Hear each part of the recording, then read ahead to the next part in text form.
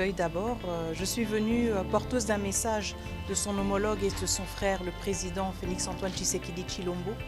Un message sur les liens bilatéraux entre nos deux pays, des liens entre États, mais comme vous le savez tous, des liens aussi entre peuples.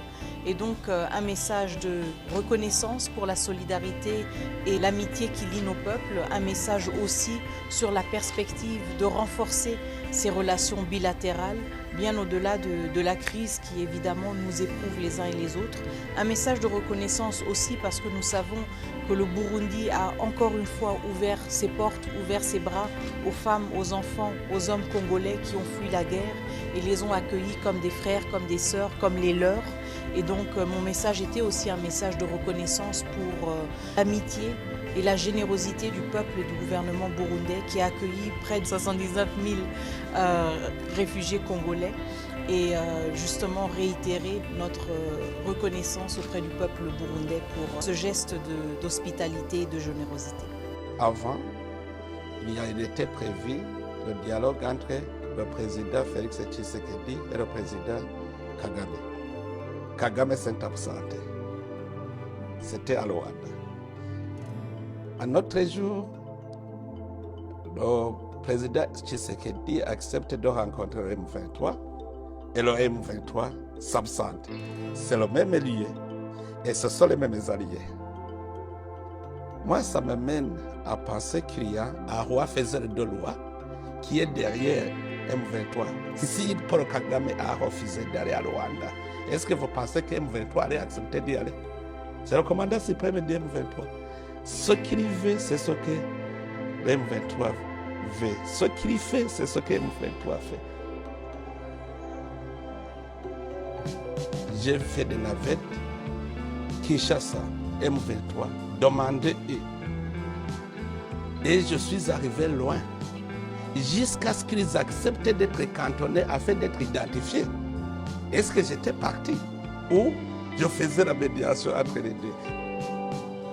Le président Tshisekedi avait refusé de dialoguer avec M23. Il a convaincu. C'était moi parce que je disais quand même, ils sont des Congolais. S'ils acceptent d'emprunter le processus de paix, il faut les accepter parce que ce sont des Congolais. Et il a accepté. C'est pour cela que nous tous, nous sommes allés voir la zone où il serait cantonné. L'Angola était désigné pour sécuriser les M23 qui seraient cantonnés. Donc, moi, j'étais comme médiateur et j'avais réussi. Mais comme il y a un roi faiseur de loi qui est derrière, peut-être c'est lui qui les a incités à ne pas à rebrousser chemin.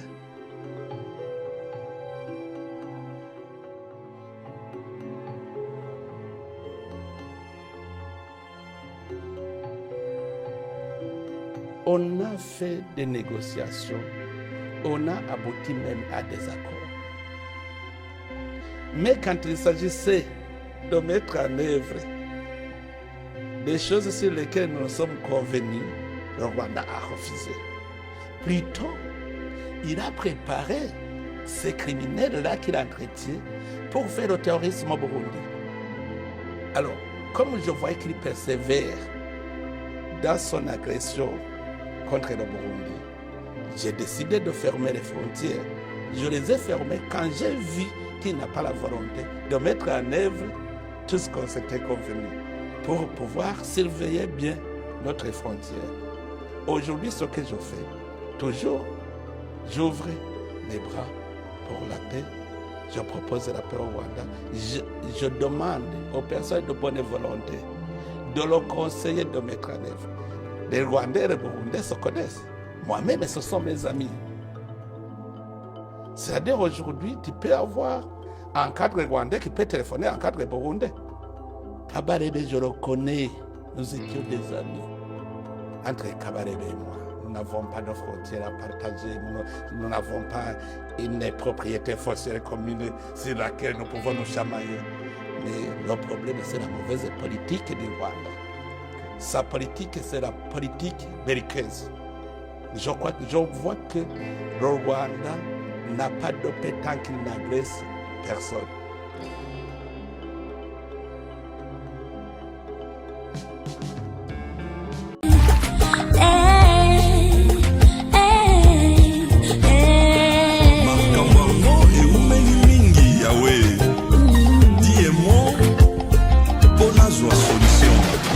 Cette histoire a duré très longtemps.